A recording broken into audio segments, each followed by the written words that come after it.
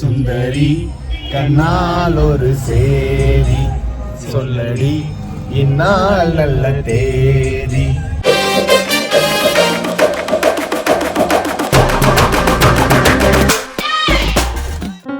இந்த ட்ராவல் ரொம்ப பெரிய பிளான்லாம் இல்லைங்க. ஸ்பெசிஃபிக்காக லீவும் அப்ளை பண்ணல, பக்கெட் லிஸ்ட்லையும் இல்லை. ஜஸ்ட் மனசு ஹெவியாக இருந்துச்சு, அதான் கார் எடுத்துகிட்டு கிளம்பிட்டோம். எல்லாருக்குள்ளேயும் டிஃப்ரெண்ட் ஸ்ட்ரெஸ் இருந்துச்சு. வெளியில் சிரித்தாலும் உள்ளுக்குள்ளே லோடு அதிகமாக இருந்துச்சு. பேசிட்டும் சரி பேசாமையும் சரி இந்த ட்ராவல் ரெண்டுக்குமே ஸ்பேஸ் கொடுத்தது. ஊட்டி வந்ததும் எல்லாம் சரியாயிருச்சான்னு கேட்டிங்கன்னா ப்ராப்ளம் எல்லாம் அப்படியே தான் இருக்குது. ஆனால் நம்ம அதை பார்க்குற வியூ கொஞ்சம் லைட் ஆகிருச்சு. இந்த ட்ராவல் ரியலைஸ் பண்ணுறது என்னென்னா, லைஃப்பில் எல்லாத்துக்கும் இன்ஸ்டன்ட் சொல்யூஷன் கிடைக்கணும்னு இல்லை. சில நேரம் அந்த ப்ராப்ளத்தை பாஸ் பண்ணுறதே போதுமானது. பிடிச்சவங்க கூட இருந்தால் மாற்றி மாற்றி அட்வைஸ் பண்ணிக்கணும்னு இல்லை, மோட்டிவேஷன் ஸ்பீச் கொடுக்கணும்னு இல்லை. ஜஸ்ட் பிடிச்சவங்க கூட இருக்காங்கங்கிற ஃபீலே போதுமானது.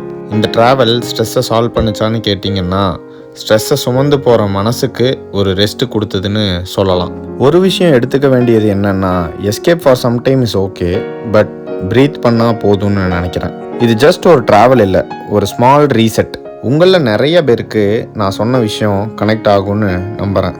பிகாஸ் நிறைய பேர் ஸ்ட்ரெஸ்ஸாக இருந்தால் ட்ராவலை தான் ப்ரிஃபர் பண்ணுவாங்க. அதுவும் பிடிச்சவங்க கூட ட்ராவல் பண்ணுறத இன்னுமே ப்ரிஃபர் பண்ணுவாங்க. அண்ட் அடிஷ்னலாக இந்த மோடிஸில் இந்த ஹாட் சாக்லேட் எனக்கு ரொம்ப பிடிக்கும். Sometimes solo ride also gives you a happiness.